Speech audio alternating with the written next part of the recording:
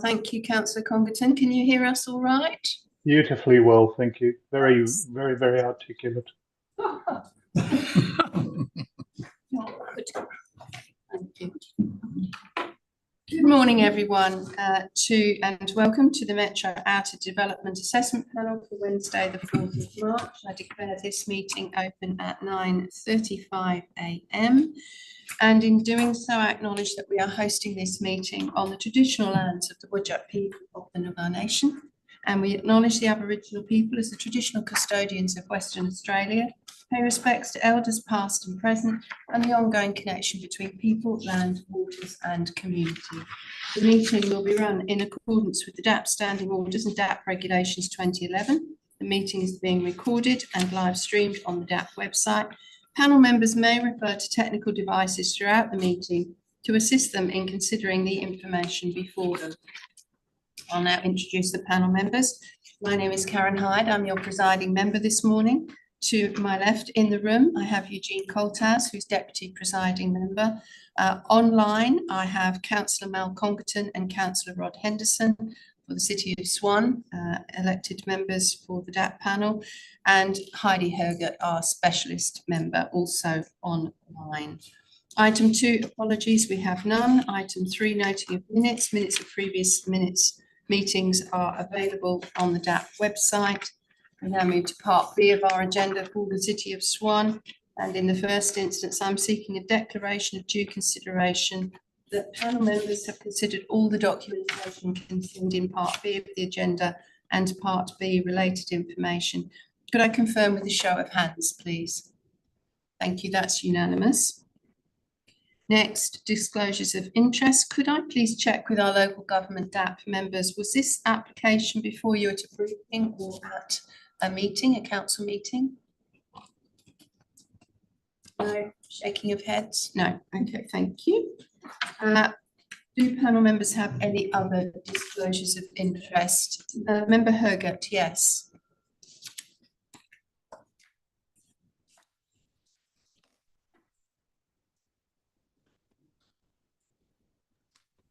Okay. I'm declaring an impartiality interest in the items, as I previously provided consulting services to one of the owners of the holding company involved in these two applications, but I'm not currently engaged in any work for them or associated with these applications. Okay, thank you. What was the sort of time frame of that previous work? Was that some years ago? Oh yeah, 3 to 5 years ago now. Okay, thank you for that declaration, Member Hergert. As an impartiality interest, and given the time that's elapsed and the fact that you are no longer involved with that particular proprietor or involved in this application, you are permitted to sit through this meeting and continue to vote and participate. Thank you for that. Any other declarations? No, we will move ahead then to the items before us. We have two items at 3.1 and 3.2 for lots 651 and 39 Stirling Crescent hard stand for storage and car park and storage and transport depot. We have 9 presenters on this item today and also 2 written presentations which we have received and considered. First is the presentation by Kate Heron of Trillion Trees, who is presenting against the application. And Kate is online. For all presenters, you've been allocated 3 minutes. I'll let you know when you're close to that time frame. Once you finish your presentation, I will invite panel members to raise any questions that they may have with you. So over to Kate, and when you're ready.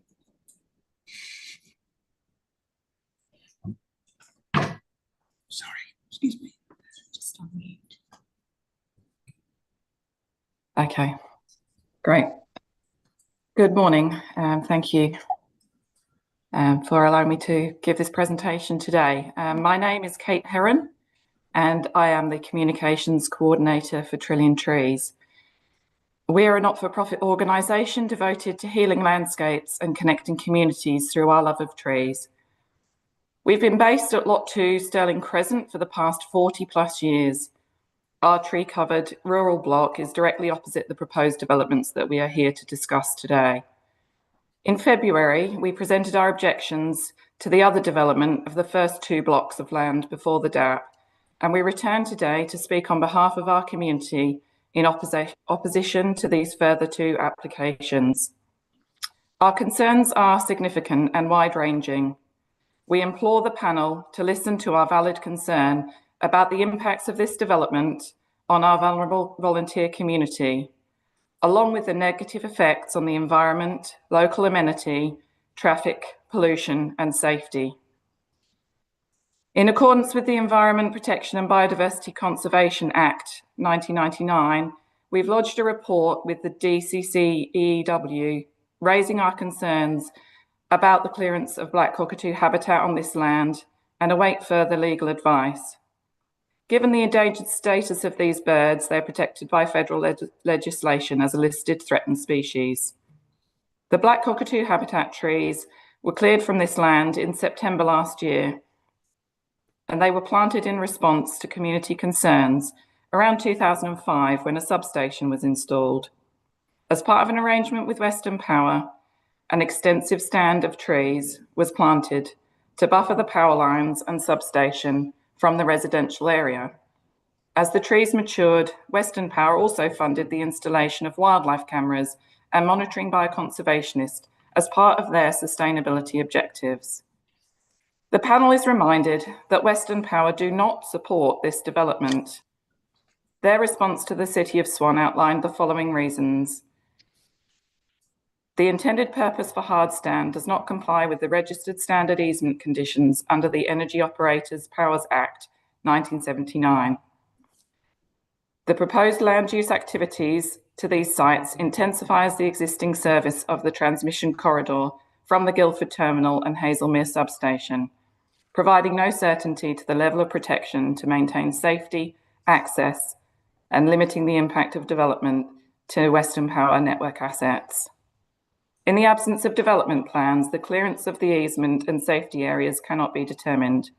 In addition, storage units on the subject site could obstruct access to Western Power's transmission lines for maintenance and necessary works.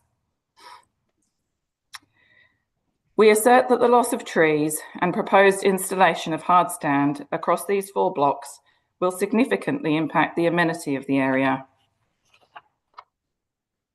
According to the Hazelmere Enterprise Structure Plan, this site is located within sub-precinct 3A of Precinct 3, HEA buffer area. The intent of Precinct 3 is to accommodate land uses that do not impact the amenity of the locality, particularly the residential areas to the west, and to act as a buffer between those residential areas and the industrial area to the east. As the panel will know, amenity is a subjective standard with many definitions. Cipriano and City of Perth's Act of 1979 defined it as the sum of expectations of the residents concerning the quality of their residential environment as determined by the character of the area, its appearance, and the land uses. The likelihood of a proposed activity causing a nuisance is another way of testing whether or not a given activity will have a detrimental effect on the amenity of the locality. Each week, around 120 volunteers with various disabilities and health concerns attend Trillion Trees. They often use the public transport network and access our site on foot from nearby bus stops and train stations. Young children also walk and cycle past us to get to the Helena River Waldorf School. There is currently no footpath or pavement on this section of Stirling Crescent, and the road width is approximately 6 metres, with significant drainage gullies around the intersection with Amherst Road. Our concerns extend far beyond amenity. There is a real and credible risk of injury or death when 100+ daily vehicle movements are added to this section of narrow road. The swept path diagrams in the transport impact segment clearly show there's insufficient highway width to allow safe turning of heavy vehicles, requiring them to cross into the opposing lane or mount the curb to navigate the junction of Stirling Crescent and Amherst Road. We urge the panel to defer approval of any application in this location until such time as suitable safe access can be provided for all community members through the completion of the Lloyd Street extension or installation of the proposed north-south spine road set out in the draft structure plan. Infrastructure works to improve the local highway network must be completed first to ensure the safety of all community members. Thank you. Thank you, Kate. I'll let you run a little over time there, but I could see from your submission that you were close to concluding. Thank you. I'll see if panel members have any questions of you. Panel members online, Councillor Henderson, any questions of this presenter? No. Heidi's shaking her head. Councillor Congerton, no. No, we don't have any questions of you, Kate. Thank you very much for your presentation. Next, we have Dennis Phillips presenting against the application. Dennis is online as well. Good morning, all. The submitted traffic assessment is based on outdated traffic data from more than 4 years ago. Traffic volume information was provided to Swan for roads in proximity to the subject site. The traffic count information was collected in November 2021. I live at the intersection of Bushmead and Stirling, and I've personally witnessed a significant increase in traffic within the last 4 years. I'll just draw your attention to this map that I've drawn up. You can see that there's been significant residential developments. There's also ongoing industrial developments throughout Bushmead Road. The proposed access goes through residential areas, and the proposed roadworks to support the 4 sites are to allow lane correct movements at the corner of Stirling and Bushmead and at the corner of Stirling and Amherst. I just want to draw your attention to, there is also a roundabout at Wingate and Bushmead that any heavy vehicles currently have to mount the curb in order to navigate. That has not been addressed and would require upgrade as well for lane correct movements. And I'll bring photos of that up later. On 16th Feb at approximately 3:15 p.m, I set up my camera to capture the traffic at the junction of Stirling and Bushmead. I collected 1 hour of sample data, and while this is not a fully funded traffic survey, which would monitor traffic over the span of several days to several weeks, the sample can provide some inputs into just how outdated the 2021 survey data is, and promote the idea that a new survey is required. During the 1 hour span, at one point, traffic backed up to the Stirling Crescent intersection from the Bushmead Road railroad crossing, highlighting that the road is far more congested than the 2021 report would indicate. This crossing is some 600 metres away. You can see here traffic is backed up all the way to the junction. 1,125 vehicles were counted, only 25 of which were heavy vehicles, which I classified as anything larger than a van. 4 were buses, and 10 would have been classed as LC rigid, leaving only 11 large trucks, all of which continued east-west along Bushmead and did not turn onto Stirling Crescent. For argument's sake, let's call it 21 heavy vehicles. Assuming operational hours of 7 a.m. to 7 p.m, which is 12 hours, would result in roughly 250 vehicles daily along Bushmead. Adding 50 plus vehicle movements per day for lots 39 and 651 would be an increase of 20% heavy vehicle movements. Combining that with another 100 vehicle movements per day for lots 38 and 1101 would be an increase in heavy traffic of 60% along Bushmead Road. And this is already a congested residential road, not designed for heavy vehicles. My figures are only regarding the residential portion of Bushmead Road. Far fewer heavy vehicles currently travel on Amherst Road and the western section of Stirling Crescent. I've attached a JSON file with a timestamp of vehicle movement, and I also have a 7 GB recording, which I can make available if required. The community has strongly objected to routing heavy vehicles along the residential portion of Bushmead Road onto Stirling Crescent, with a petition of 1,200 signatories. At a prior meeting regarding lots 38 and 1101, the panel agreed that the completion of Stirling Crescent to Lloyd Street should be partially funded by the developer, along with partial funding improvements to the corners of Bushmead Stirling and Stirling Amherst, and widening the existing sections of Stirling Crescent. The wording of these amendments outlines that prior to the operation, these roadworks need to be partially funded by the developer. This does not provide a timeline for how long the developer can operate without these works being completed, implying that these vehicles unable to make lane correct movements will be accessing the site while the roadworks are still in the planning phase.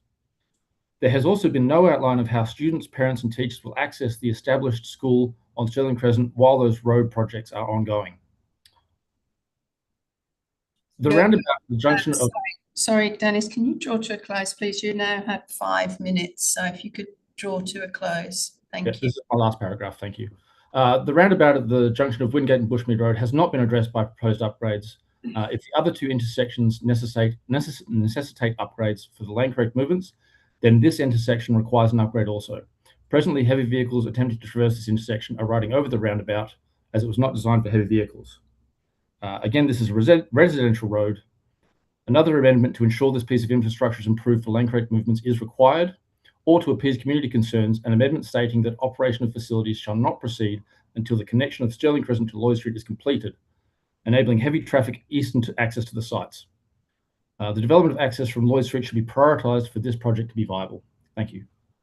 Thank you, Dennis. If we could just remove this from the screen so that I could see the other panel members. And panel members, did you have any questions of this presenter, Dennis? No? Okay. No, Dennis, no questions for you at this point. Thank you very much for your presentation. Next, we have Alan Sharman from Hazelmere Progress Society speaking against the application. Alan is on in person with us today. It's actually Hazelmere Progress Association. Hazelmere Progress Association, not Society. Okay, thank you. When you're ready, Alan. Thank you very much. My name's Alan Sharman. I'm the Vice President of the Hazelmere Progress Association. The HPA does not support these developments. The HPA was directly involved in workshops with the Hazelmere Enterprise Area Structure Plan Steering Committee in 2009. The residents were tasked with providing feedback on possible options to future-proof the interface between encroaching industrial development and the village of Hazelmere. The residents are fiercely passionate about maintaining their rural residential lifestyle. However, most of them do accept the inevitability of industrial development. The workshop highlighted heavy vehicle movements as a key cause for concern. The HASP provided several mechanisms to restrict heavy vehicle movements on Bushmead and offered some planning hope with regards to the future Lloyd Street extension. To sanction this development contradicts the intent of the HASP. The City of Swan commissioned the 2020 Guildford Hazelmere Local Area Plan. The number one item from the community consultation phase were the impacts of major road upgrades and traffic congestion in the Hazelmere Guildford areas. The number 3 item was to investigate road improvement options for Bushmead Road and Stirling Crescent. Once again, there was also significant emphasis placed upon the Lloyd Street extension being available to reduce congestion and heavy vehicle movement through the Hazelmere and Guildford. 5 years later, the 2025 Guildford Hazelmere Local Area Plan provided a similar response, the number 1 item being address traffic congestion impacting on the accessibility and safety of our neighbourhoods. This application does force additional heavy vehicles through the village of Hazelmere. The Bushmead Road access route passes the Bruce Elliott Reserve, which provides recreational facilities for families. There are no crosswalks to access the reserve. Users, including children, are required to cross Bushmead Road. There is also a child care centre at the corner of Bushmead and Robertson, which is adjacent to the very busy Bushmead-Stirling intersection. Safety is one of the community's high concerns. The HPA regularly receives complaints about heavy vehicle movements and traffic congestion from our residents. We have written to the city on many occasions. To approve this application only exacerbates traffic congestion and vehicle movements through Hazelmere when there are other viable options pending. As a final point, and this was discussed with Dennis, as a final point, it's also fair to say the residents of Hazelmere are continually frustrated with the damaged infrastructure caused by heavy vehicles. A classic example of this is the roundabout at Bushmead and Wingate. In my 35 years in Hazelmere, this has been damaged just about every year, and with vehicles not being able to negotiate the bends. The City of Swan is perpetually repairing this damage and replacing feature trees in the centre of the roundabout at significant cost to the ratepayers. That's it. Thank you. Thank you. Perfect on time. Thank you. I'll see if panel members have got any questions for you. Any questions for this presenter? No. No. All perfectly clear. Thank you, Alan. Next, we have Christine Hughes speaking against the application. Christine is joining us in person. Thank you and good morning. I want to focus on what we see as a critical issue, and that is the application of a TIS standard of examination of traffic issues as opposed to a TIA. A TIS examines the functionality of road access to a development site, and that is precisely what this one does. What corners need to be widened, which median strip needs remodelling to be traversable. It seems to be okay for us to move into the wrong side of the road in the face of oncoming traffic to complete our turns. This is all against a background of local streets already carrying either double or treble the traffic volumes identified as appropriate upper limits in the WAPC's livable neighbourhoods. A TIA, on the other hand, assesses the effect of a proposed development on the surrounding network, just a different perspective, and it looks at safety, efficiency, amenity, transport systems for all road users. Had a TIA been undertaken, it would have required consideration of walkability, cycling, the significance of 2 schools deemed high impact in the WAPC's TIA guidelines, safe access to public transport, access for emergency vehicles, police and ambulance, and a major impediment, which is there is only a single river crossing, only one. Any road obstruction has a very big impact on emergency vehicles, but none of that was actually considered. That using a TIS meant that you didn't have to turn your mind to the fact that you might well suggest you can have a traversable median strip, but you failed to look at the fact that it's got a protected pedestrian refuge, the only protected pedestrian refuge on Bushmead Road. The TIS did not undertake its own traffic counts, instead relying on the 5-year-old document, and frankly, that referred mostly to Bushmead Road and not Stirling Crescent. Critically, it didn't bring itself up to date on the heavy articulated vehicle use on Stirling Crescent, despite all lots fronting that, nor did it calculate the cumulative impact of the 2 earlier approvals using the same street and generating additional semi-trailer movements. The TIS also contains a number of fundamental errors, which I'm happy to identify if I'm expressly requested. And they include these quotes in respect of Lot 651 and Lot 39, referred to as the subject site. Stirling Crescent in the vicinity of the subject site has no sealed shoulders or footpaths on either side of the road. Wrong. It notes that the Morrison Road rail crossing causing queuing can occur in the AM right past the primary school and as far back as the only river crossing, the Helena River Bridge, within 200 metres of the site, due to higher frequency trains in the AM. Wrong. There's no change in frequency in the transport service of trains. No reference is made to the particular things that impact that queuing and traffic congestion, namely that it's the only crossing in the metropolitan area which carries intrastate, interstate, suburban and a freight network. No other crossing does it in the state. And it's a major impediment to good traffic flow. The document asserts there are 2 bus stops on Stirling Crescent within 300 metres of the subject site. That's not right either. One of the bus stops is actually on the street boundary of Lot 651, literally a metre from it. And actually it's adjacent to the proposed crossover for that lot. It's not addressed from a safety perspective. There's no bus embayments, footpaths on the road edge, and on the opposite side of the road it has an open drain behind the bus stop. None of that is addressed. TIS asserts that Lot 651 is opposite trillion trees and, quote, all other lots in the vicinity of the site are undeveloped. That is wrong. The entire boundary of Lot 651 is residential housing and has been for many years.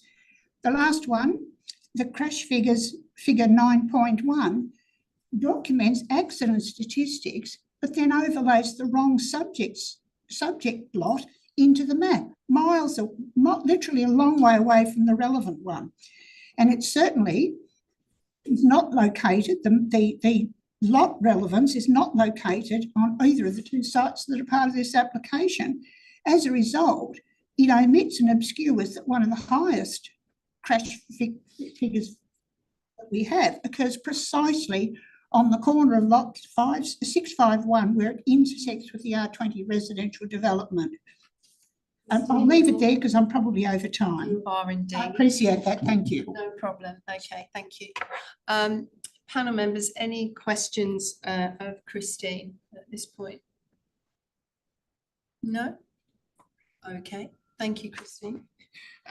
Next, we have Rensha Digadon from Helena River Waldorf School online. Yes, there you are. Thank you.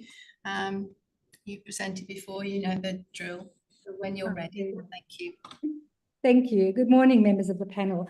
I appear today to raise our formal objection to DA 1343 and 1342 on the basis of planning non-compliance, unacceptable traffic risk, and failure to properly assess impacts on a sensitive community land use, the Helena River Waldorf School. This is not a minor technical concern. It's a matter of compliance, child safety, and lawful decision-making. Firstly, the primary school is a sensitive community land use. Approximately 50% of all generated traffic, including the heavy vehicles, will pass directly in front of our Waldorf School on Stirling Crescent West. This school is not incidental to the locality. It is now an established educational facility serving families across the region.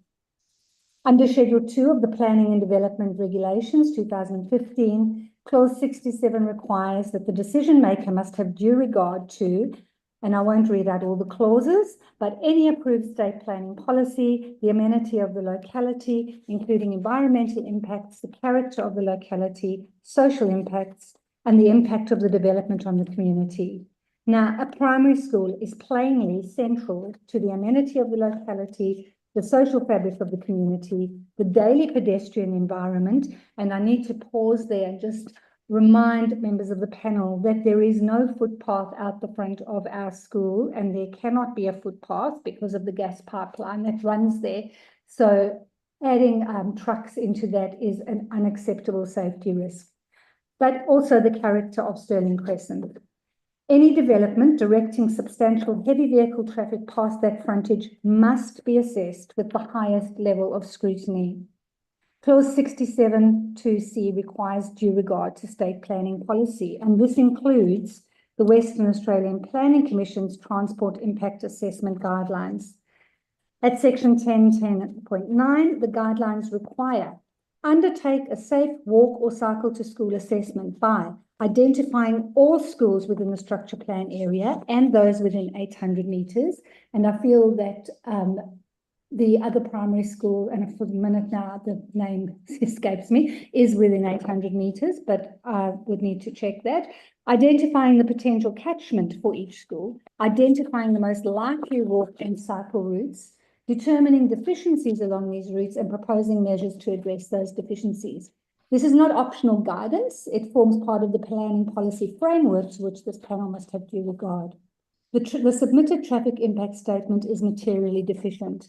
It does not undertake a safe walk cycle to school assessment, doesn't identify the school's catchment, does not map likely pedestrian routes, does not assess crossing thresholds, does not evaluate cumulative heavy vehicle impacts at school peak times, and does not propose targeted safety interventions specific to the school frontage. Where 50% of generated traffic passes directly in front of a primary school, that emission is not minor, it is material. Without a compliant school-focused assessment, this panel cannot properly demonstrate that it has had due regard to the relevant state planning policies, amenity and social impacts, and impact on the community. The Hazelmere Enterprise Area Structure Plan anticipates industrial development, but it also recognises the need to appropriately manage interfaces with sensitive land uses. Good planning requires buffering and mitigation where sensitive uses interface with freight generating activity. What is proposed here is the opposite. This application cannot be considered in isolation. Approving significant freight generating developments without a compliant school safety assessment establishes a precedent that school frontage impacts are secondary, safe routes to school analysis is optional, and amenity considerations are subordinate to traffic modelling averages. Once that precedent is set, cumulative impacts become inevitable. Roche, you're over time now. Would you be able to draw I to a will wrap it conclusion, up. please? Yep. Thank you. Increased heavy vehicle movement in front of a primary school reduces perceived and actual safety, impacts outdoor learning environment, alters the character of the street, undermines parent confidence, and discourages active transport. Without a compliant school-focused assessment, we believe that this should not be approved. Where a development directs half of its traffic past a primary school, the planning framework requires that the safety and amenity impacts on that school are properly assessed. At present, that assessment has not been undertaken, and until it is, approval would be premature. Thank you. Let's see if panel members have any questions for you. Panel members? No? No? Thank you very much, Roche. Thank We you. will now move to the next presentation from Councillor Sarah Howlett, who is speaking against the application online. Do we have Councillor Howlett? You do. You do. Good morning, panel members, and thank you for the opportunity to speak here today. I appear as an elected member to the City of Swan and as a councillor for the Midland Guildford ward, which takes in Hazelmere as a suburb. The Hazelmere Enterprise Area Structure Plan was created to provide a structural framework to guide planning and decision-making and avoid ad hoc planning and land use conflict. Primarily a strategic district structure plan, it was prepared in accordance with Part 5A of the City of Swan's Local Planning Scheme number 17 and the provisions of the Model Scheme Text WAPC. As the area structure plan, it operates as an orderly planning instrument to provide confidence and certainty to both business investments and residential amenity.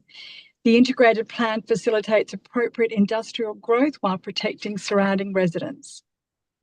To achieve this, the HESP provides clearly defined zones with the core industry zone and the surrounding rural residential zone identified as the buffer suitable for light industrial activities.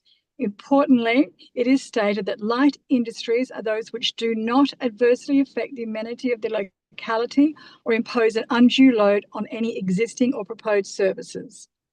This is further defined in State Planning Policy 4.1, State Industrial Buffer 2009, which indicates that industrial areas, particularly strategic industrial areas, should contain a core area in which intensive industry is to be located.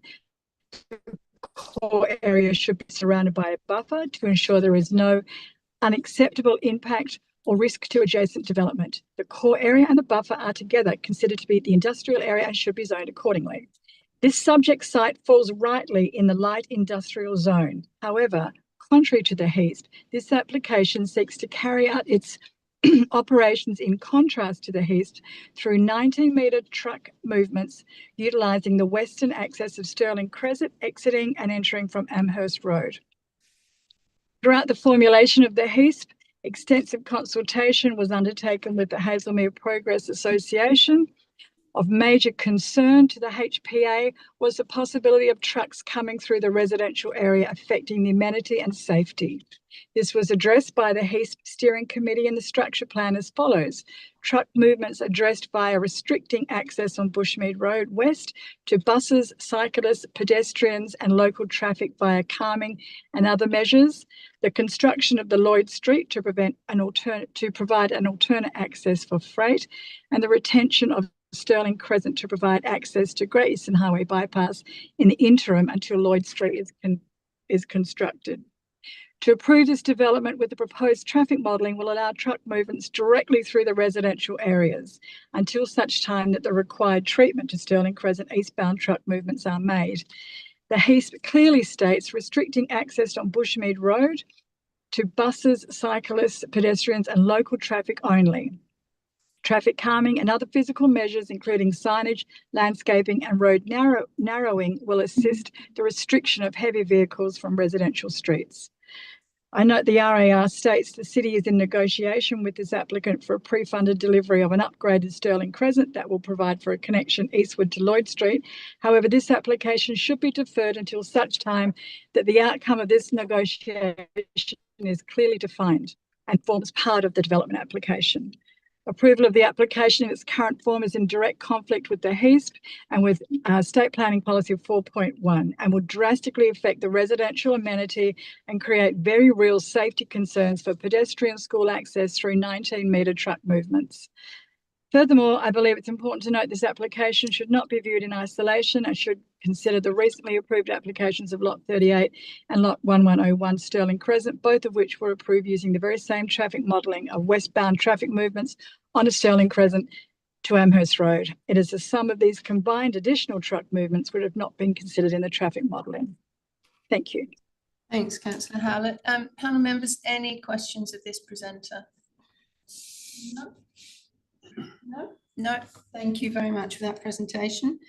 Next, we have Greg Hull of Woodbridge Ratepayers Association speaking against the application. Greg is here in person. Thank you. Thank you, presiding member and panel.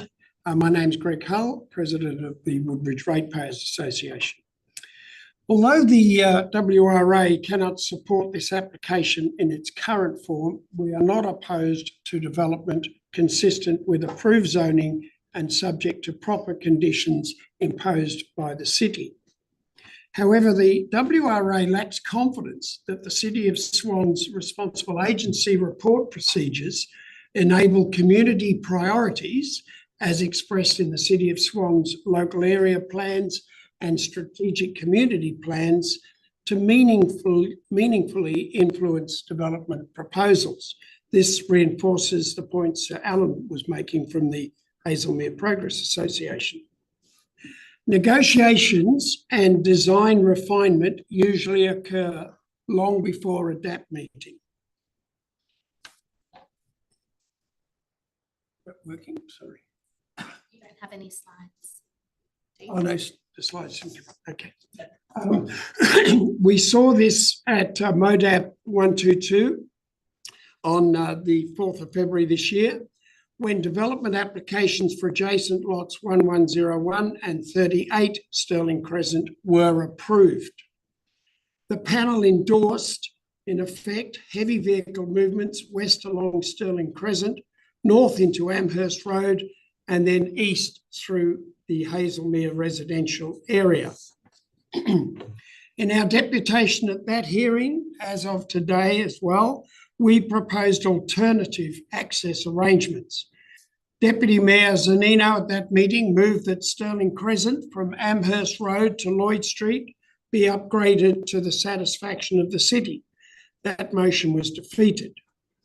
Today, as on that occasion, the WRA seeks clear DAP direction requiring a pragmatic arrangement between the developer and the city to secure a traffic outcome prior to tenant occupation that does not rely on Amherst Road, which could remain the default access route for years. 3 viable options exist. First, construct the proposed spine road from Bushmead east of Hazelmere, extending north into the 4 lots. Second, open and construct Stirling Crescent eastward to Lloyd Street. And that, as the Councillor Howlett mentioned, is part of the RAR, which states that prior to the occupation, the applicant will enter an arrangement with the City of Swan for a proportionate contribution to the upgrade of Stirling Crescent to the east.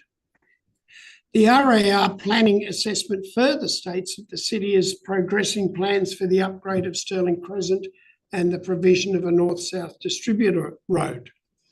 If those works are contemplated, they should be coordinated with this development rather than deferred while heavy vehicles use Amherst Road.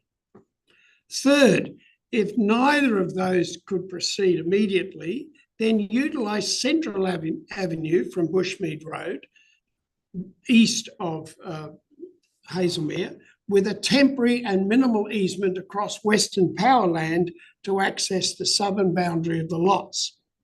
These are practical and achievable solutions, and we respectfully request that approval be expressly contingent upon implementation of one of these access arrangements rather than reliance on Amherst Road. Thank you. Thank you, Mr. Greg. I'll see if panel members have got any questions for you. Any questions, panel members? No. No, nothing from us. Thank you. Next, we have Randall Swick, who is presenting against the application. Randall, you've got a PowerPoint and you're here in person. Good morning, members of the panel. My name is Randall Swick. I live at Lot 12 Stirling Crescent. I've lived there for 29 years. It's directly opposite 3 of the 4 proposed entry points to the proponent's development. My property sits to the left of this photograph, and to my east is the school, and then further along are 2 additional residential houses. I think I should note at this point that everybody's presentation has largely been addressing information that is missing from these applications rather than the content of the applications. And Regulation 12.5 of the DAP regulations states, I can quote here, and I'm referring to the contents of the RAR. The RAR must provide sufficient information to enable the DAP to determine the applications, including all information that the responsible authority considers is relevant to determining the application. I read that as it should contain the details of the critical information. We're missing these details. The proponent's traffic impact statement erroneously describes the 2 homes that I previously mentioned down this road as being undeveloped lots. Clause 3 of the Traffic Impact Assessment Guidelines, Volume 4, prescribes a minimum extent of assessment required of traffic impact statements. The proponent's TIS fails to comply on many fronts, but critically, the traffic impact on this particular section of road, which is a dead-end portion of Stirling Crescent, directly in front of my property and where 3 entrances exist, as well as the primary school, has not been properly assessed. In fact, I believe it's been largely completely ignored, despite 75% of the heavy traffic being directed to this section. The TIS also materially understates the site's capacity by assuming only 140 units of storage. These 140 units would occupy less than 6% of the available area. That makes no sense. It's a clear understatement of the storage that will be utilised by the proponent.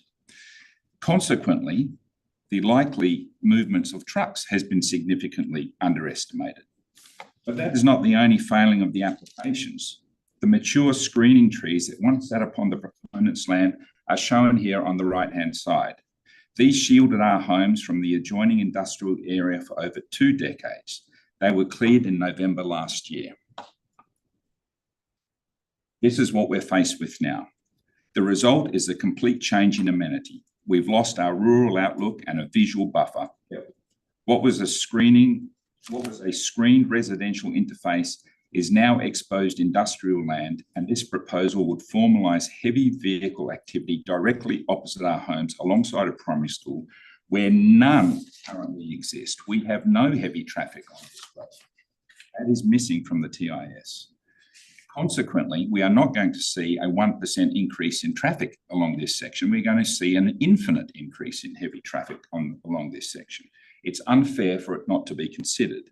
I'm not opposed to development, but development must be properly planned.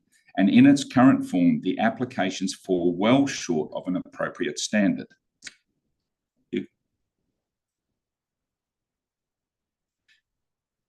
This is the view from my property. I once looked out over a mature woodland that buffered my home from the industrial area in the background. In between those industrial areas and my property is Lot 39. That vegetation has now been cleared, leaving direct exposure to the buildings, lighting and noise and it has materially diminished the amenity that my family previously enjoyed. Thank you. The opponent's landscaping plan is almost non-existent, but it does mention putting a chain mesh fence around the perimeter and retaining some vegetation, which has clearly been removed. It's been left up to the Shire, up to the city and the DAP and us to fill in the gaps of these applications. I don't believe it's our place to do that. The applicant should have appropriate detail of what is proposed landscaping-wise in the applications itself. Thank you. This is some landscaping that is currently exists on a heavy industrial lot.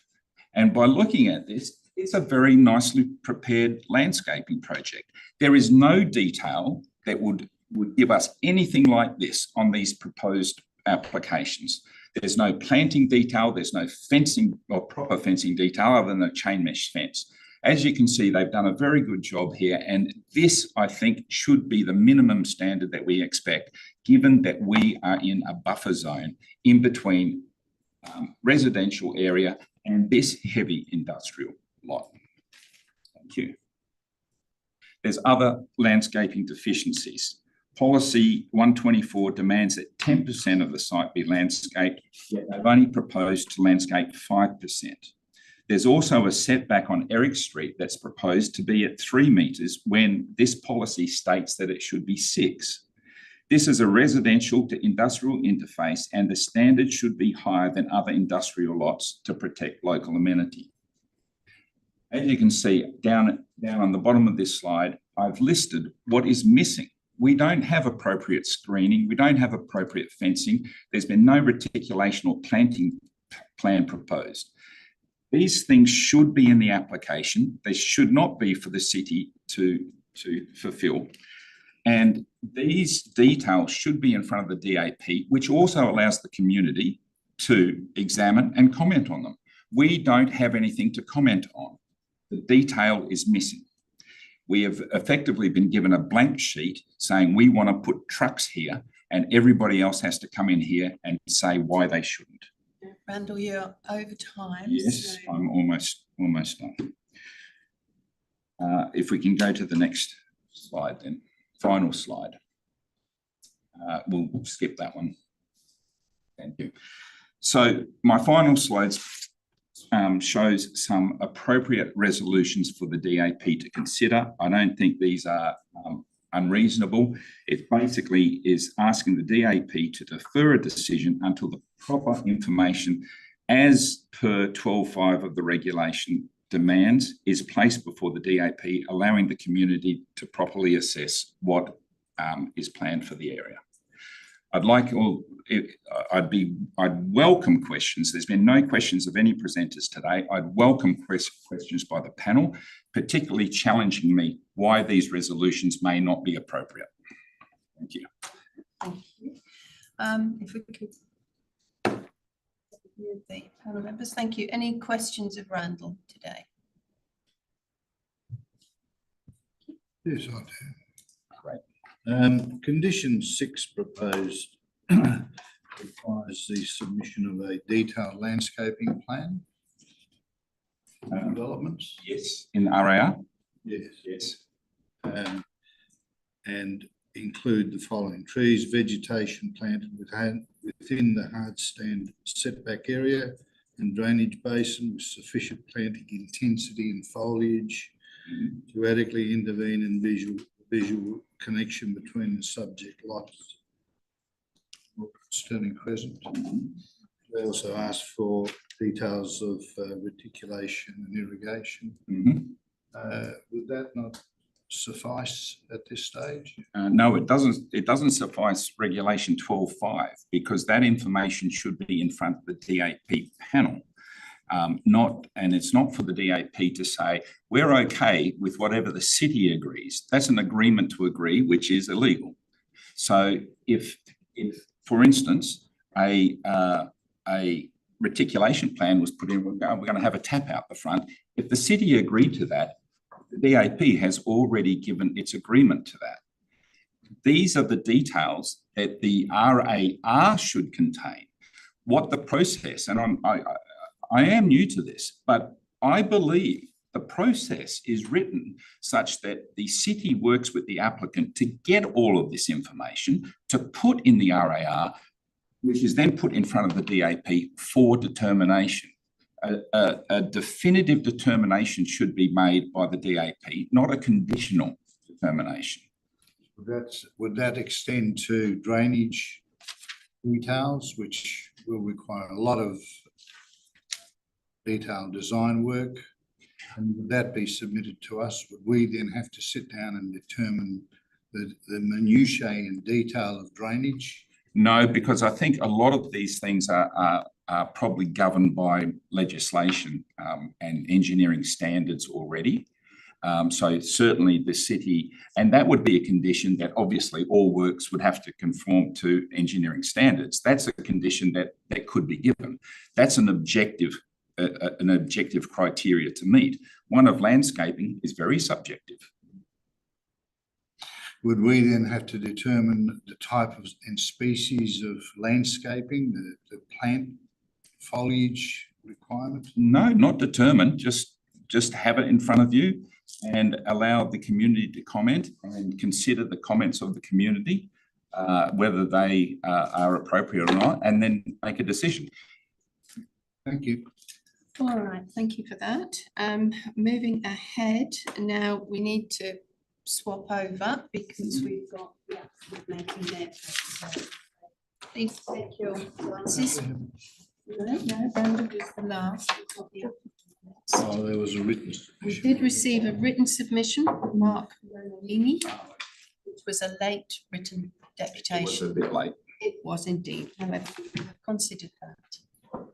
So please feel free to top up your water glasses as you take your new places. Okay, thank you. Now, coming forward, we have a presentation from Nick Grindrod from Rise.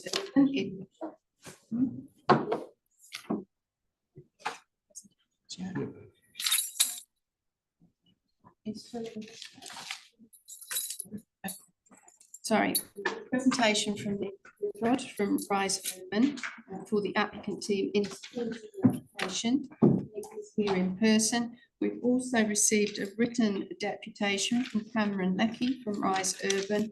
And in addition to the presentation by Nick, we have Cameron Leckie and also then Chad Scott from CWS Corp Proprietary Limited and Lucy King from SDK Management, who are here for answering questions only. So Nick, over to you for your 3 minutes. Good morning, panel chair and members, and thank you for your time.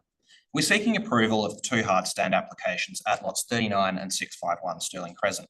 We support the City of Swan's recommendation for approval. We agree with the City's assessment of our proposal and we accept the conditions recommended in the RAR, except for condition 12. Our written deputation covers our reasoning for why we're not supportive of the public art conditions in this instance. To summarise, we just don't see what nexus there is between hard standing of land for an interim land use and the need for public art. This part of Hazelmere is still emerging as a new industrial precinct, and public art will be funded in the fullness of time once the land is subdivided and developed as ultimately intended. There will be plenty of opportunities for the city to collect public art contributions as the area develops into the future. As with the first 2 applications considered by DAP a month ago, the community has raised a series of concerns with this proposal. I will briefly address some of the concerns raised. As we explained at the previous DAP meeting, the Transport Impact Statement was prepared by qualified transport engineers and road safety auditors PJA, based on the most recent data available and consistent with the methodology and data sourcing guidance in the WAPC TIA guidelines. The guidelines encourage the use of local government collected data, and that's exactly what PJA has done. In light of the community submissions on the TIS, PJA has once again reviewed it and advised that they stand by their analysis and recommendations. We provided evidence of that with our written deputation.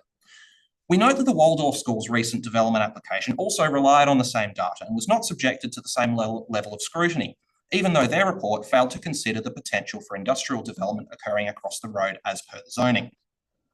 Given the final tenants on these sites are unknown, PGA has used examples of similar hardstand developments around Perth to derive a suitable storage capacity ratio to apply to these sites. The guidelines provide that this approach is acceptable. The recommended conditions require a proportionate contribution to make the necessary upgrades to the road network to accommodate the trucks. We accept these conditions and once again reiterate that we are in advanced discussions with the City of Swan regarding the pre-funding of road upgrades in this area because we want it to happen sooner rather than later. On the Bushmead Road, Wingate Avenue roundabout, PGA has advised that the mountable apron that's already there at that roundabout has been designed to accommodate truck movements. On amenity and character, we refer the panel to the strategic planning framework and the local planning scheme, which actively encourages this type of development on these sites. Amenity considerations such as landscaping, noise, lighting, and dust are also addressed through the recommended conditions, which is common practice for these types of projects and which we accept. To quote the city's RAR, a level of visual amenity commensurate with a residential area cannot be a realistic expectation. In closing, we are seeking for these applications to be determined on their planning merits. Thank you for your consideration, and Chad, Lucy, Cameron, and I are happy to answer any questions. Thank you very much, Nick. I'll see if panel members online have questions of you or colleagues. Not from Heidi. Councillor Compton, no. Councillor Henderson, no. Coldaz. Yes, a lot of comment has been made regarding faults in your transport impact statements of fact that you omitted or erroneously stated. What's your response to that? Thank you, Member. The traffic consultants have prepared this report, highly respected consultants, certified road safety auditors, and they've prepared the report consistent with the guidelines that the Planning Commission has given us. And so we've worked that framework, and I haven't seen any technical expertise saying to the contrary. In fact, there's been no peer review of the report or anything to say that it is flawed or inadequate. And in my experience, it's a robust report.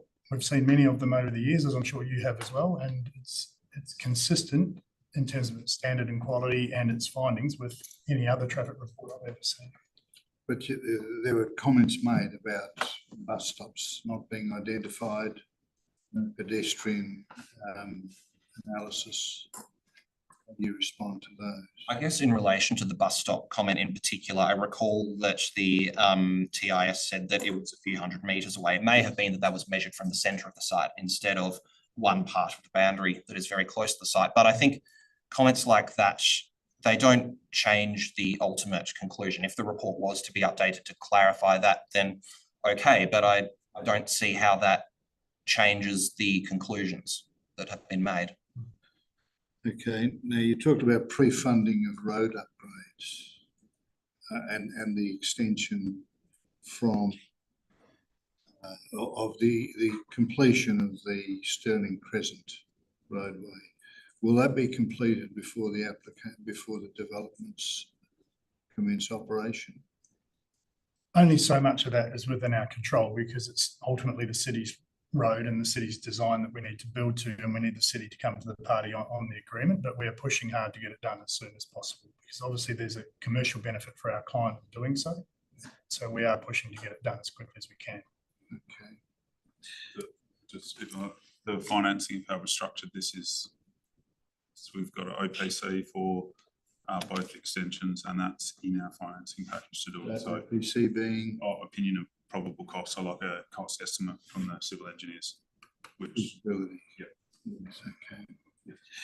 All right. And the removal of vegetation, we previously heard that was regrowth or replanting some time ago. And that's been through the EPA, has it?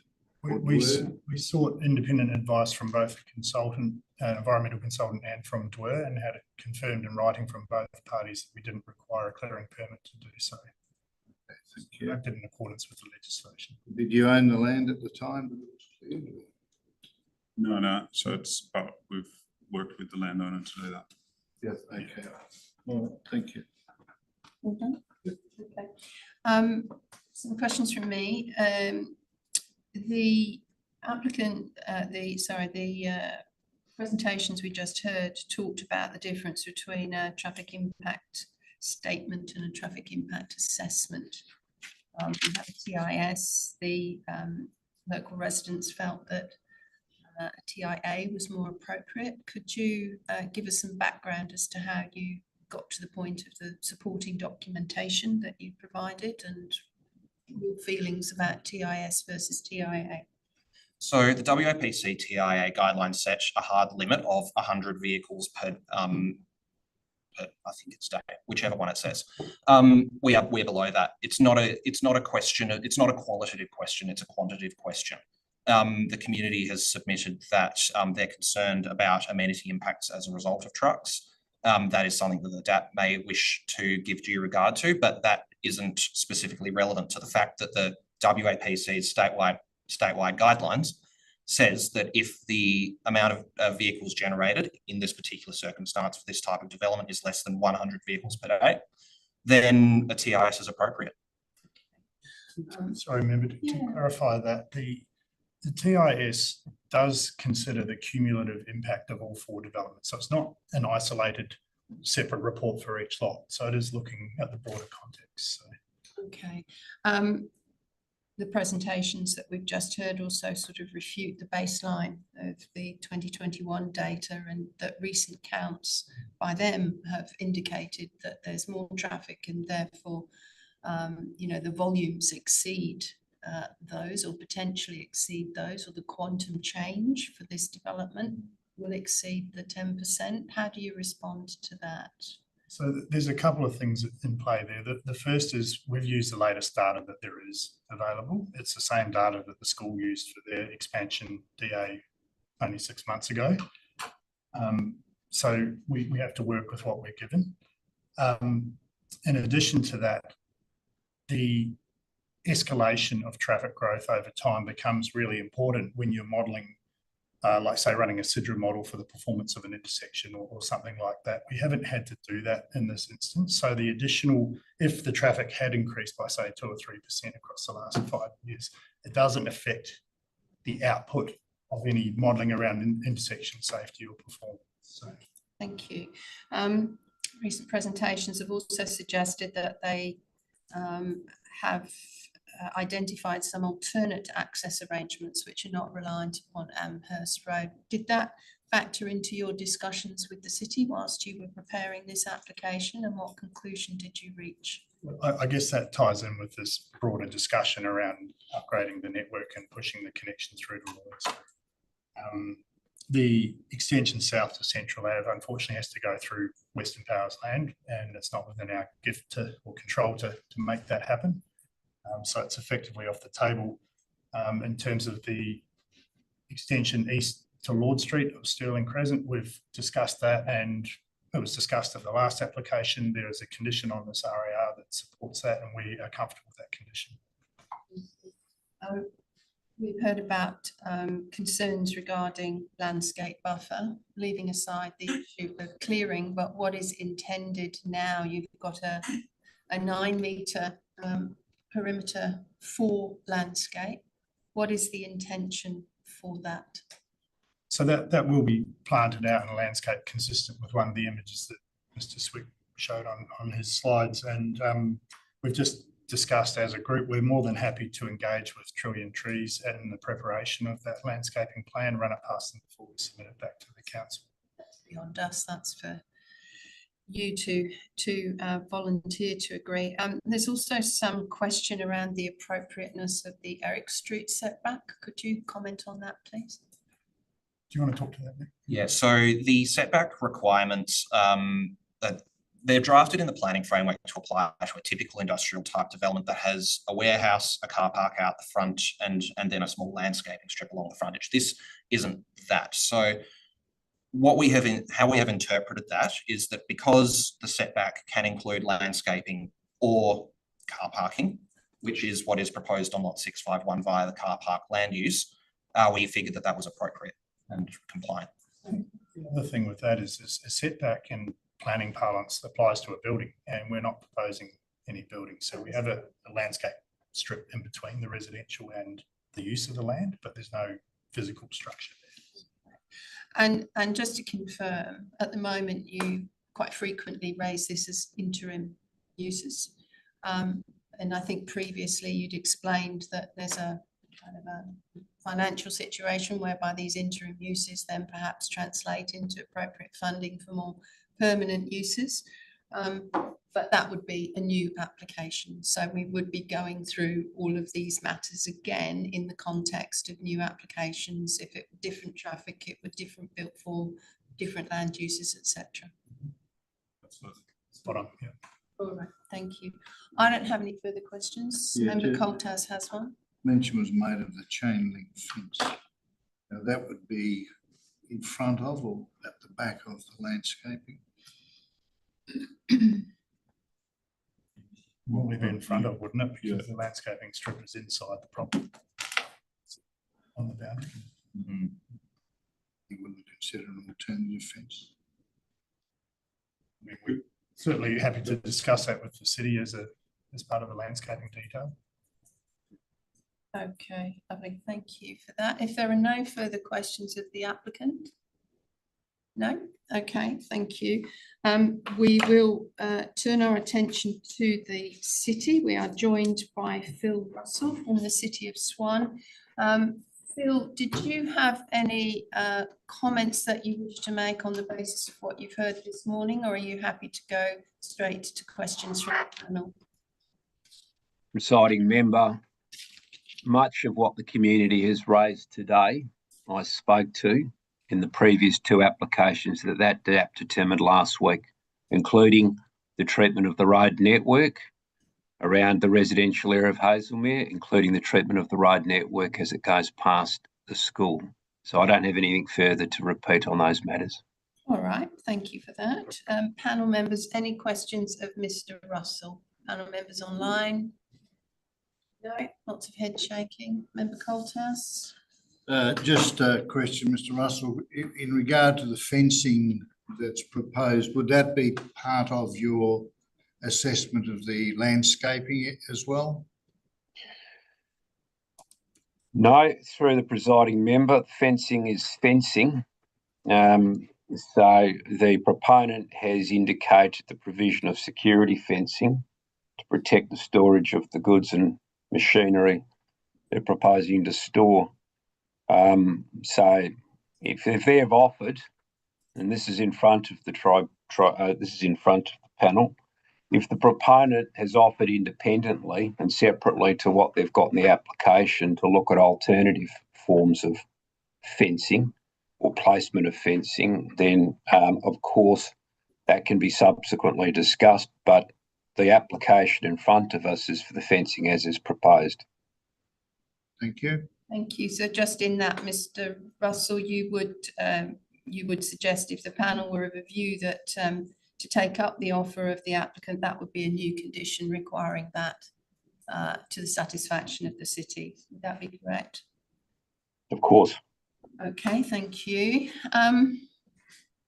The presenters actually raised some questions regarding the validity of conditions which require further detail, and questioning whether the DAP panel had sufficient information before them to make an informed decision. And obviously the DAP panel make our own view on those things, but also have a responsible authority report and a full assessment done by the responsible authority, yourself and colleagues. Now, my understanding of the Planning and Development Local Planning Schemes Regulations 27, Schedule 2, Part 9, Clause 74 is that it is open to the local government and hence the DAP to have conditions which require further details, subject to us being satisfied that any further matters would not substantially change the development application. Now, could you advise me in your department's assessment, the conditions as constructed, in your view, fulfill that obligation on behalf of the planning regulations? Yeah, if you're referring to, I believe Mr. Swick Yes. has made contentions. I can say this.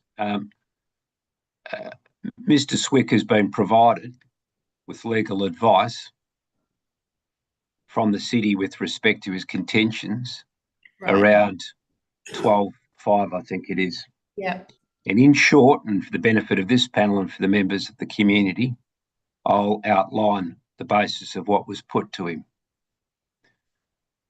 The obligation to provide sufficient information in a RAR is a discretionary matter that resides with the responsible authority, the city.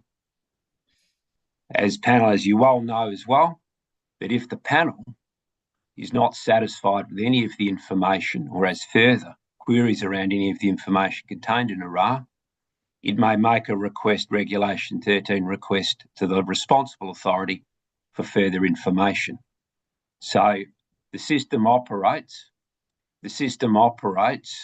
to have discretion reside with the responsible authority as to the content of the RAR, and there is a check in relation to the DAP regulations that allow the DAP to request further information if it feels any of the material in the RAR might be insufficient for them to exercise their decision-making powers. Further, the deemed provisions in relation to accompanying material for applications make it quite clear, whilst it provides a list of material that should accompany an application, it makes it clear that the discretion to reduce or waiver any of the requirements reside with the local authority. So the combination of all of those provisions allow us, in this instance, to be satisfied in relation to landscaping. We've got a quantitative area of landscaping, and then certainly there is a condition indicating that they need to provide a satisfactory landscaping plan. The panel would well know this, that it's virtually stock standard on certainly at the City of Swan. Every application that we have presented to this panel and its predecessors has for the most part had a condition requiring the landscaping to be approved to the specifications, satisfaction of the city, and then implemented accordingly. Some proponents, I accept this, some proponents do provide a belt and braces, everything on the table, detailed landscaping plan to indicate and assist in their making their case how their development will present in a suitable form to the surrounding street or locality. This is not the case here, but that being the case, it does not preclude the reasonable capacity to be satisfied, as I think Member Coltes has pointed out, with the condition that's been recommended that will ultimately see a suitable landscaping treatment that's consistent with the sort of landscaping that you get in Hazelmere, although I'll note this, there is great divergence between the quality of presentation between some of the older stuff and some of the newer stuff. So there's not a consistent standard. Thank you for that answer. Condition 6 at the moment requires, is worded to require a level of intensity. How will the city measure that? Well, very easily. It's quite quantitative matters, and intensity or density of planting is an easily quantifiable measure. So someone might say planting, I don't know, 1 plant per 10 square metres or 15 square metres is pretty low density. Conversely, in the same area, 5 or 6 or 7 plantings per 10 square metres might be higher density. So it's a quantitative measure. More plants per square metre across the landscaping area is what intensity would be referring to. Thank you. So the intention of 6A condition is to have sufficient planting to provide some visual screening or some just amenity. Madam Chair, I'll be very cautious here. My report makes it clear that we're not intending, and I don't think there's a requirement, to render invisible from the street this hard stand area. Yep, no, I'm clear on that. There are no other instances in Hazelmere where it's a hedge screen. Now, I accept the point, and this is what the community is quite upset about, and I do appreciate that and have to concur to some extent. that there was already quite useful, mature landscaping along some of these lots that could have provided a more than adequate landscaping treatment that unfortunately was lost, not by these proponents, but by the owners of the land. So an opportunity was lost there, and I do appreciate the community's concern with all of that. We're not going to go back to that in any way, shape or form. We will have a measured, reasonable amount of landscaping commensurate with the extent of what's been proposed here. Thank you. And so we saw some visuals of other areas which were regarded as appropriate treatment. One can assume that the city is considering that as a context to this condition. But we've got a range of landscaping is not a difficult proposition. Rest assured, we will work with the proponent to find a suitable level of landscaping that will, I think my report indicates, soften the appearance, but not render it invisible, Madam Chair. No, that's great. Thank you for that clarity. Just a final question for me regarding the condition related to public art. The previous applications didn't have such a condition, but we do have one here. The proponent has asked that should be deleted. Did you have a comment on that? Most certainly. The difference between this application, these applications, the other two, is the other two didn't meet the financial threshold for the application of the policy. These two do. The other point I will make here is, and this is the policy statement, okay, the core criteria where you meet the threshold of cost, the core criteria for the application of the policy then moves to whether the prescribed development will cause at least 20 people to become part of or to interact with the locality in which the prescribed development will be located and who will therefore benefit from the public art. And that includes non-residential development. There is a third criteria that says, or the prescribed development will, in the opinion of the city, be highly visible from the public realm. Okay. As a guide, this may include, but is not limited to, cases where the prescribed development is in a location where there is a significant levels of vehicle or pedestrian traffic that can view the development. So what I would say in relation to this, that certainly on the vehicle movements for both of these applications on a per day arrangement, and vehicle movements, trucks at this point in time don't drive themselves, so they're driven by visitors to the development, and they may well be unloading work there as well. So they may well be spending time on the site, and I think Member Coltas correctly postulated as to whether or not there should be some amenities provided on these hard stands because there will be people spending time there. He's quite correct to point that out. Similarly, if there are people spending time there in a workplace environment, and they're more than 20, then they may benefit themselves from the provision of the public art.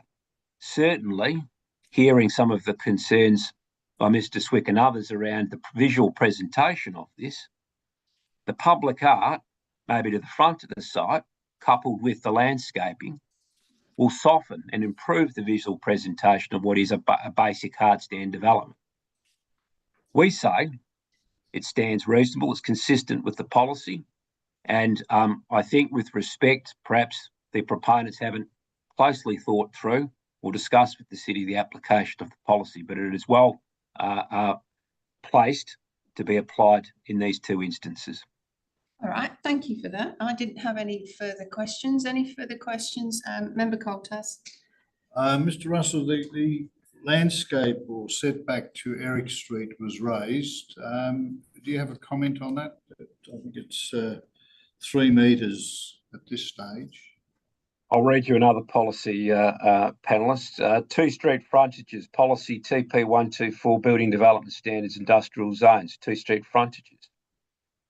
Subject to the requirements regarding visual truncation of corner lots and vehicular access ways, as specified in the General Building and Development Standards Policy, where a lot has a frontage to 2 streets, the council shall determine which of the 2 streets is the secondary street, and the setback to the secondary street may be reduced to 3 metres. Now, I think Mr. Leckie correctly observed that is in relation to build form. That's the building, not the landscaping strip. But in all instances, the maximum width of landscaping to street frontages under the city's landscaping policy is 3 metres. So it is compliant on both instances here. So the 9 metres that they've got to Stirling Crescent is in excess of the 3 metres, is that correct? Yes, it is. But let me just say that I'll call it the front loading, and this is also observed in the report to you. There is more value in the city's opinion to front load and place more of the landscaping in a wider strip to a street frontage, particularly primary street frontage, than to have a lesser amount at the front, but an overall compliant disposition of 10% throughout the site, when half of it might be sitting behind some big box. So it's the qualitative benefit outweighing the quantitative, technical quantitative reduction in landscaping area. Notwithstanding that it's still below the 10% of this line. Evidently. Evidently, or evidently it's below the 10% as the report states. Okay. Okay, thank you. Any further questions? No. Thank you. If there are no further questions of the city officers, we will go to the items before us now, and we'll take them one at a time in the order of the RAR. So we turn to 3.1 for lot 651 Stirling Crescent, Hazelmere, Hardstand Storage and Car Park. We're recommended to approve the application subject to a number of conditions. I'm seeking a mover for that as the substantive, please. I'll move. Is there a seconder? I'll second it. Thank you. Making a note of that. Okay, I'll speak to the motion as the mover. I will refer to my notes. Obviously, this, as well as the next item, is similar to the previous applications that the panel considered. I do note that the conditions put forward by the city reflect amendments that the DAP made at the previous meeting, and the decision on adjoining lots, and therefore is consistent with our thinking on those, which reinforces the requirements. I do note the 22 public objections and the matters that have been raised through those objections, and also this morning in terms of the visual impact, the traffic, the removal of trees, the pedestrian amenity, etc. But this development is consistent with the planning framework, the intent under the adopted Hazelmere Enterprise Area Structure Plan, and also the draft structure plan. They are indeed due regard documents, but I think there's reasonable compliance with those. We've heard about the clearing and the advice that was received on that. I concur with the city officers that it is perhaps to the detriment of this application, unfortunately, but it is what it is, and it was determined to be quite legal at that time. I think given that the land use is intended for development of a range of low impact industrial and commercial uses, that, and again concur with city staff, that there needs to be a consideration of visual amenity commensurate with the residential area, but it has to be a realistic expectation. The conditions do require landscape to be provided to soften the appearance of the development. It certainly will be considered under the city's policy, and we do note that the 9-metre landscape buffer along 2 points of the site are well in excess of the required 3 metres, as the city has confirmed. So in that respect, it is a generous area that can be landscaped in order to soften that particular interface.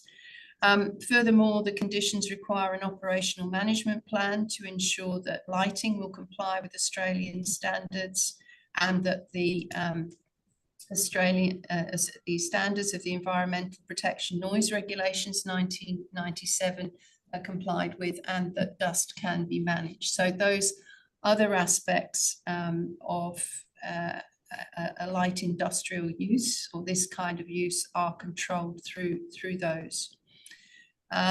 We understand that traffic is a perceived issue.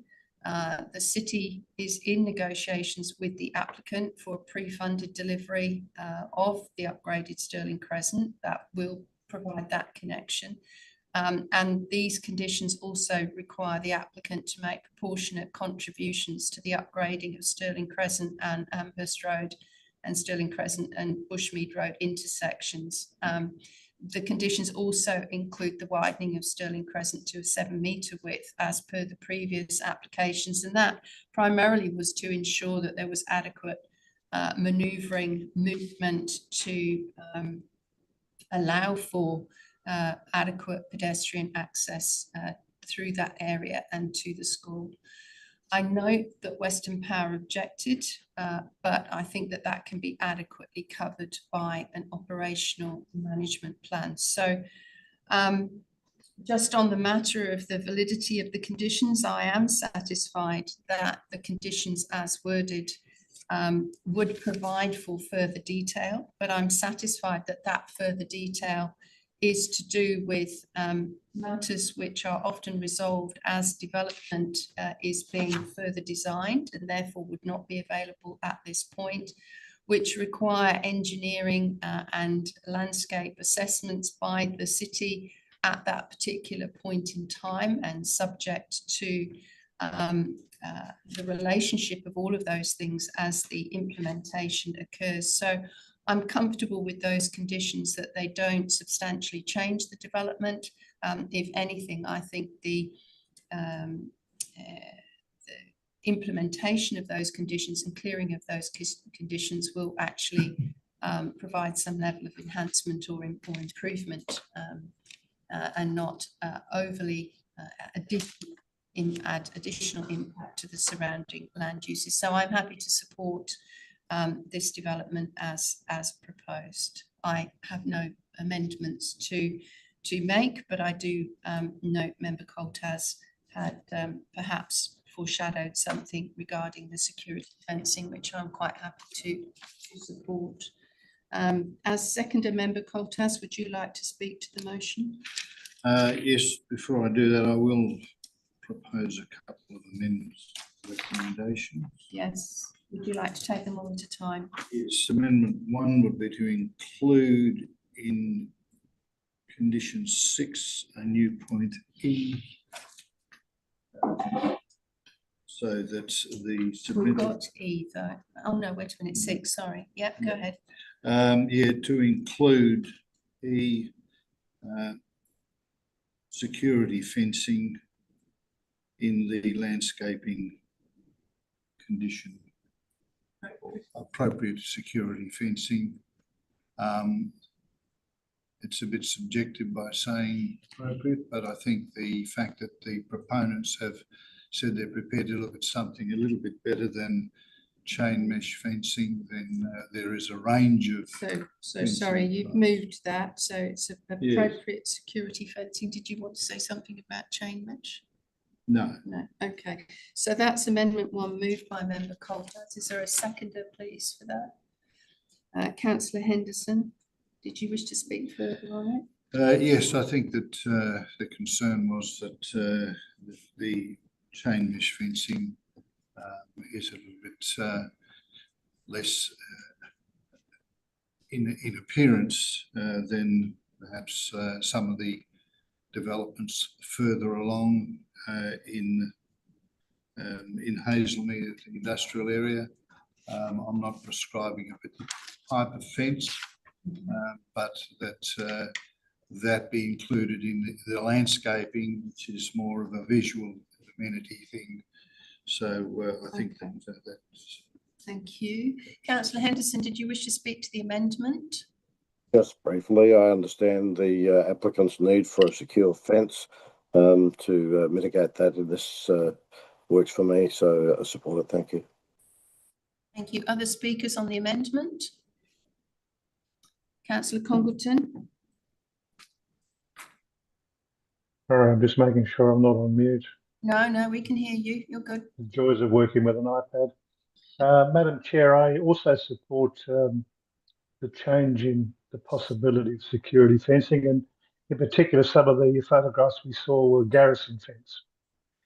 And I think that would offer a far greater in that style security than chain mesh fencing. So I support it. Thank you. Any other speakers on this amendment? Do you wish to go straight to vote on it? Yes. Let us vote on amendment 1. Those in favour? That's unanimous. Thank you. Still with you, Member Colclas. Yes, I'd put forward an amendment to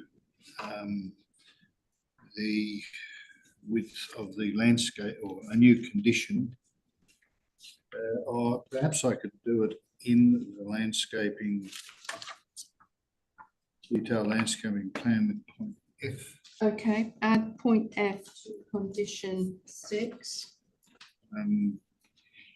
The width of the landscaping strip fronting Eric Street to be widened to 6 metres. Okay. Is there a seconder, please, for that? Haven't got it yet. Then it lapses for It want of a lapses for seconder. want of a seconder, I'm afraid. So still with you on the substantive. Yes, look, the proposal as a use can be supported. It's zoned appropriately under the special use provisions of the framework. The provisions of the Hazelmere Enterprise Area Structure Plan and the draft Hazelmere Special Use Area 16 Structure Plan designate the site for light industry. Light industry in a lot of the definitions include hard stand parking. The actual use is considered to be low impact because of the volume of traffic. There are certainly uses on sites this size in general industrial area that generate far more traffic, noise, lighting, etc. And that's as should be in a general industrial area. The lower impact area through this portion of Hazelmere is identified for low impact uses and the amenities that the lesser impact that they provide on the amenities. The submission that was lodged and the conditions proposed to look at issues such as dust suppression, reduction in noise, etc., through a operational management plan of support, and also during the course of construction management plan. The long term for this area will provide a lot of relief in terms of traffic from the industrial area through the extension of Lloyd Street or the completion of the Stirling Crescent Road pavement, and also the extension of Lloyd Street across the Helena River, if that ever happens. Seems to be taking a long time. The new road that's proposed to link Stirling Crescent to Bushmead Road is one that will also take a lot of the traffic out of the Hazelmere residential area. However, in terms of the traffic for the school that's there, it will continue to draw a lot of traffic through that area. So I think that that's got to be kept in mind. The development is appropriately landscaped, and I think the use of the lower impact land use for traffic generation is also supported. So I'm in support of it. Thank you, Member Coltas. Other speakers for or against the substantive motion? Councillor Henderson, did you wish to speak? Thank you. Thank you. Look, I'm satisfied with the application principally. I am, however, sympathetic to the applicant in regard to condition 12. I think they have a point. It is an ugly industrial style area, and imposing that condition is like dressing up a sow's ear in my view. But my attempts in the past to have these conditions removed have been fallen on deaf ears. So although we did win the asphalt plant one, thank goodness for that. But otherwise, I support it. I think the community do need to understand that this whole area has been in development for the last 30 odd years, and certainly the whole structure of the area will change in time, and that's part of the future development of the area, so I support. Thank you, Councillor Henderson. Councillor Congleton, did you wish to speak to the substantive motion? Thank you, Madam Chair. Only to say that I think the conditions the city have set out for the approval is consistent with a lot of other planning conditions that we've had in the past, and in particular the landscaping one. And I think with the amendment that's proposed and accepted to look at the security fences is great. I'm sorry, I don't concur with Councillor Henderson about the public art. Dressing up a sow's ear or whatever you may call it, Councillor, is neither here nor there. The policy states what it states, and the policy hasn't changed, and your attempts to change the policy hasn't changed. So it is a policy. Thank you, Councillor Congleton. Member Hergot, would you like to speak to the substantive motion?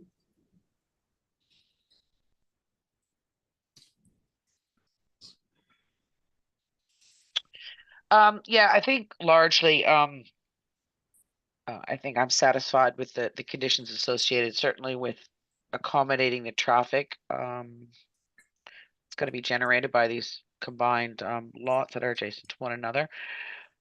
In the context of daily trip generation, I'm satisfied that the reporting that's been appended to the application has addressed any outstanding concerns with respect to daily traffic generation and how the road network will be accommodated, and certainly the conditions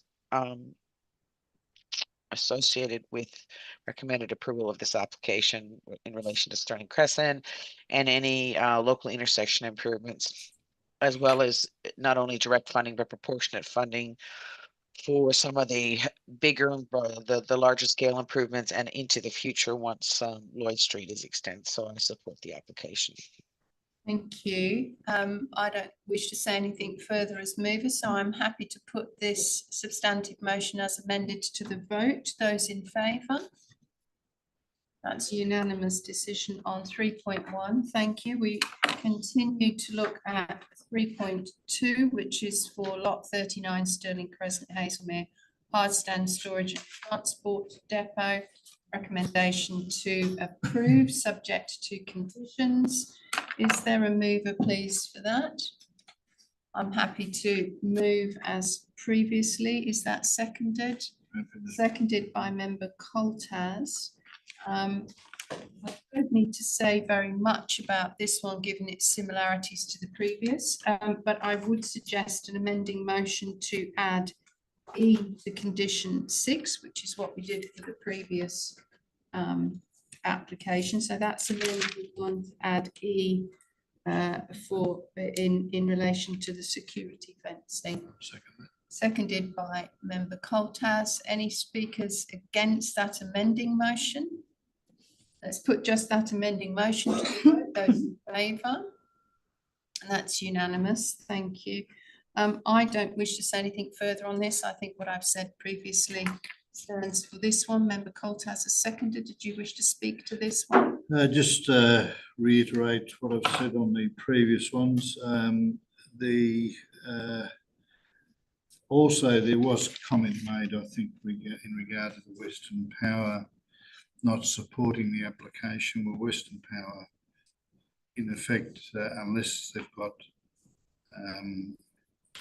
full detail of location of the units that are going to be stored on site, and also the finished levels of the land, they generally don't support. But my experience is that they do permit uses underneath the easement that don't impact on the infrastructure, and that includes storage of trucks, buses, containers, etc., as can be viewed in Malaga underneath the Western Power easement, where there's extensive use of the easement granted or approvals granted by Western Power. So I don't see that as being an issue in any of the objections.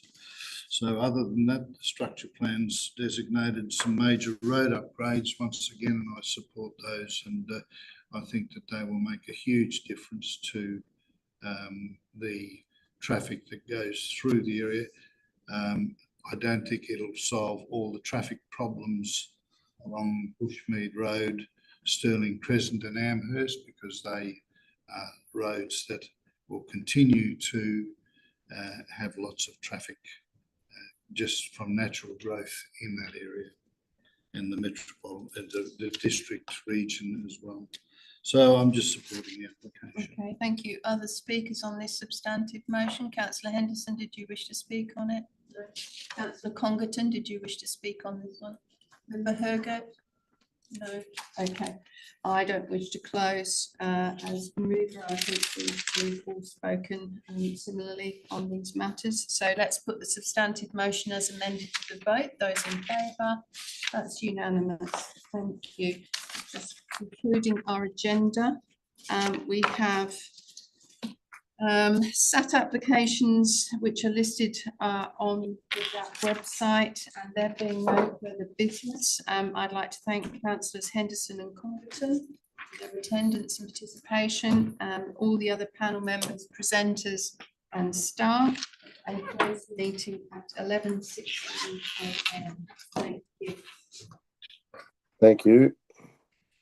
Get well soon.